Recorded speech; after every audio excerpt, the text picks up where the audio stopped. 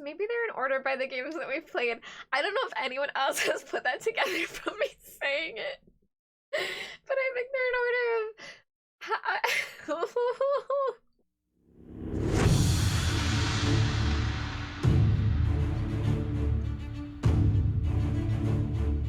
Hello gamers, welcome to the Boardvengers. I am Professor Meg, and today's going to be a little bit of a different kind of episode. So as you may or may not know, the Boardvengers actually got together because we started doing some long-form discussions where we picked different categories and we would bring our favorite or top game of that category. So the different discussions we've already done are Game of the Year for 2020, Game of the Year for 2021, light games, thematic games, and games with the best table presence. It was a little bit broad, but whatever that meant to you. So what I thought would be really fun today is if we take all of those games and I rank them to let you know my personal choices of where I would land these games.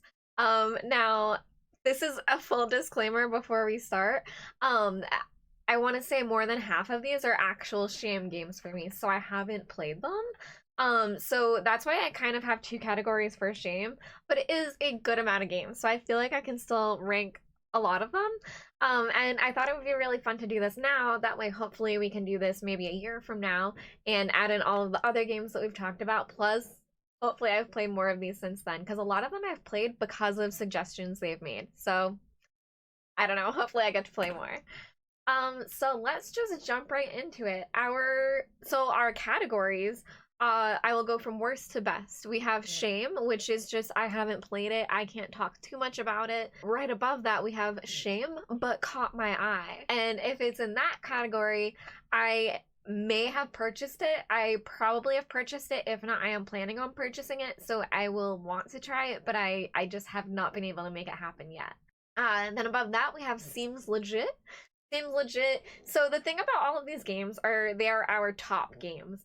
So for seems legit, like, that means, okay, it's a good game, like, I can't argue, you made good points, I think it's good, but I don't know. Solid choice is like, if it's game night, I would play that.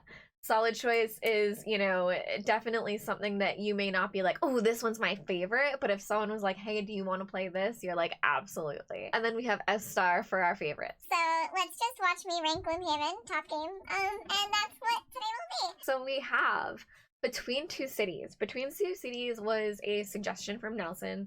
That one I honestly haven't played, but I have played Between Two Castles of Mad King Ludwig.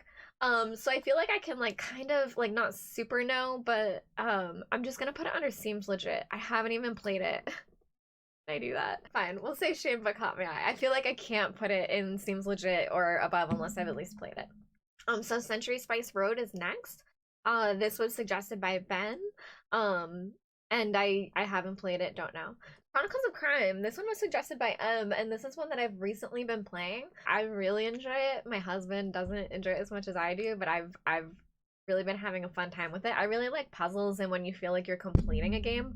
Sorry, I bumped you. Chronicles of Crime is a solid choice. I've really been enjoying it. I think we'll put that one in solid choice. I think it's really good. It's better than seems legit, but that's as high as I would put it. Clank Legacy Acquisitions Incorporated. This was a suggestion by McKay. This was McKay's 2020 Game of the Year, and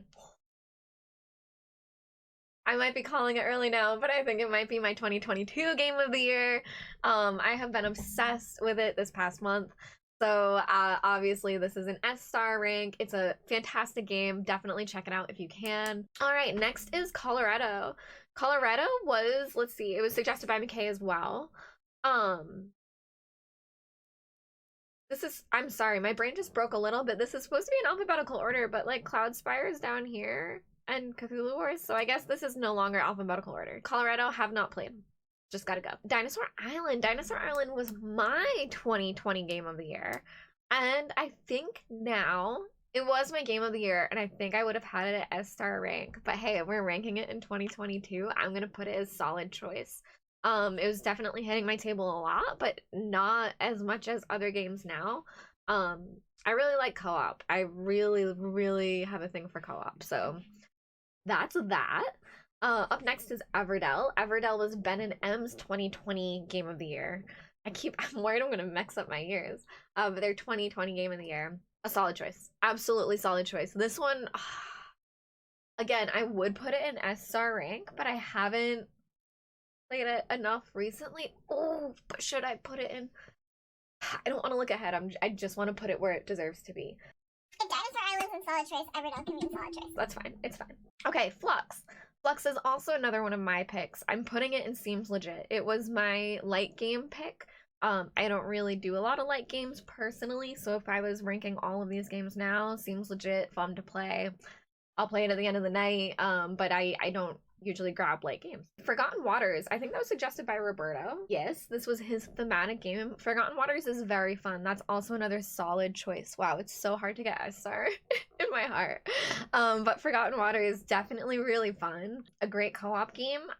One of the things about it is you do need a higher player count. I think you need at least 3. So we usually wait to play it with groups. It's fun, but yeah, just not untouchable, you know, just not that S-star rank. Gloomhaven, we know where she goes. I don't know if you guys need me to explain any more about Gloomhaven to you, but yeah, she goes on the top. I think we can leave it in the order it's in though. Don't tell anyone. But yeah, definitely a rank for Gloomhaven. That was my thematic game. Okay, Lost Cities. This was a pick by Roberto. Have not played it.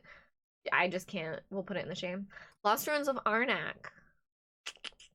This is another one that I'm like between an S-star rank game. I guess so. I guess I'll give it to it. I guess I will. It's making me smile enough. So, oh no, but I want it over here. There we go. Okay. Yep. All right. We did it. We'll leave it. We'll let it go there. If you haven't played Lost Ruins of Arnak, play that after this video. Great game. Fantastic choice. That was Ben and M's choice. Yeah, Ben and M's 2021 game of the year. And honestly, it may have been one of my choices if we'll get to it, but definitely a great game. Lord of the Rings, the living card game. I'm gonna put this one under Seems Legit. I'll tell you guys, I got it over the summer, played it a little bit. I know Nelson loves it, although I think this was Jason's pick. Oh my gosh, this not being in order is an issue, especially because this is the Lord of the Rings. Thank you. Yeah, this was Jason's pick. I enjoy the Lord of the Rings flavoring of it. As a fan of Lord of the Rings, I think all of that is done really well. I haven't clicked with the game yet, and I haven't gotten to spend enough time with it, so I'm sure it's that. But compared to what's right after this, so I guess I'll talk about it, Marvel Champions. Marvel Champions, I felt like I could get into a lot better. Obviously, Lord of the Rings is a harder game. And I haven't been able to spend enough time with it. I want to fall in love with it. That's why, hopefully when we re-rank these, I don't know, a year from now or something, I hope I can rank it higher. I want to really enjoy it, but right now I'm just not. Marvel Champions though, solid choice. Absolutely solid choice. Very fun game. I really enjoyed it. I played it on Nelson's Twitch channel, The Living Card Gamer. He streams it a lot. It was a lot of fun. Yeah, definitely a solid choice. On Mars, I believe that's another Nelson choice, and I have not played it. Yep, this is Nelson's, and it is shameful. We have not gotten to many of Dave's games yet. This is Praga. Praga was Roberto's choice. I have not played it. Robinson Crusoe was Nelson's. Have not played it. Santorini was Dave's. Have not played it. Shadows in the Forest, I believe, was Roberto's. Have not played it. At least I remember who did what. Yep, haven't played it. Spring Meadow was M's. Have not played it. And all of these I also haven't tried to purchase. Star Wars Rebellion, I think this was Ben's choice for thematic. Haven't played it. Yep, it was Ben's. Shame. Shame! Terraforming Mars Ares Expedition. This is one of Dave's choices, and I have it. I have not been able to get it to the table yet. I got it on New Year's Day. So I haven't had it for too long, but yeah, I haven't gotten it to the table yet. Dave and I usually align really well on game choices, so I'm really excited to play it after hearing what he had to say about it, but yeah, I haven't gotten to it yet. The Adventures of Robin Hood. The Adventures of Robin Hood was my 2021 game of the year. We will S-star rank that. Thank you very much, please, and thank you. Look at this top tier list. It's looking pretty good. The Adventures of Robin Hood is a fantastic game. Definitely check it out. And then next we have The Crew. The Crew is one of Dalton's choices. I want to say for 2020 game of the year. The Crew I actually picked up because of Dalton's recommendation, and since then I really enjoyed it. I had a lot of fun with it. I will put that under solid choice. Did not steal my heart. Definitely a great game. The Godfather, Corleone's Empire. Haven't played it. That was Dave's choice. It sounded great. Haven't played it.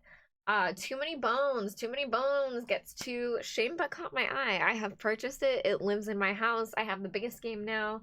But I have not been able to play yet. This was Jason's game.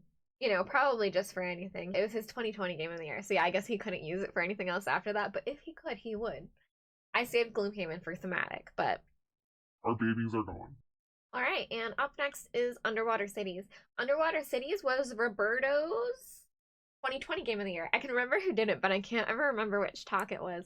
And this is one that I actually also picked up because of his recommendation. I haven't been able to play it yet. It's been on my shelf of shame for almost a year. I want to say I got it February 2021. Oops. But I'm really excited to check it out. It looks really cool. I just haven't been able to get it to the table yet. Oh no, this was one of Jason's games. Unsettled. It's the only one that I couldn't know from just the picture. This is Unsettled. I haven't played it. It sounded cool from when he talked about it, but that's one that it's like, yeah, see, look at this shame pile. This is honestly like, I really gotta play more of these games. Viscounts of the West Kingdom. This is one of Dave's picks. I own it, but I have not been able to play it. Again, Dave and I usually align really well on games. Let's see, this was his 2020 game of the year. But I just haven't been able to do it. I mean, look at all these other great games that I have played, and I just gotta do it though. I gotta work on my shame this year. Cloudspire, let's see, that was Jason's. That was Jason's game for table presence. Again, I haven't played it. But Cthulhu Wars, which was Roberto's game for table presence, I have played. I'll put this one in solid choice as well. This one's very fun. The minis are very big and they're really well done. I really enjoyed that part of it. Yeah, it's definitely a fun game. I feel like I should have been more mean and put some in Seems Legit. I don't know. Yeah, I guess we'll look at this in the end and see if we feel good about it. Dead of Winter was my thematic game choice. And definitely a solid choice. Yeah, solid choice. Definitely a solid choice. I was like, would I S-star rank it? No, I think it's perfect there. I mean, maybe we would move these around, but I'm not going to worry about that. Next one is Ghost Stories. This was, I believe, McKay's. Yep, McKay's table presence game. This one I have not played. But Mechs versus Minions, this was Ben's game for maybe table presence. I think so. Yes. And I was like, are these in order by table presence? Maybe they're in order by the games that we've played. I don't know if anyone else has put that together from me saying it. But I think they're in order of...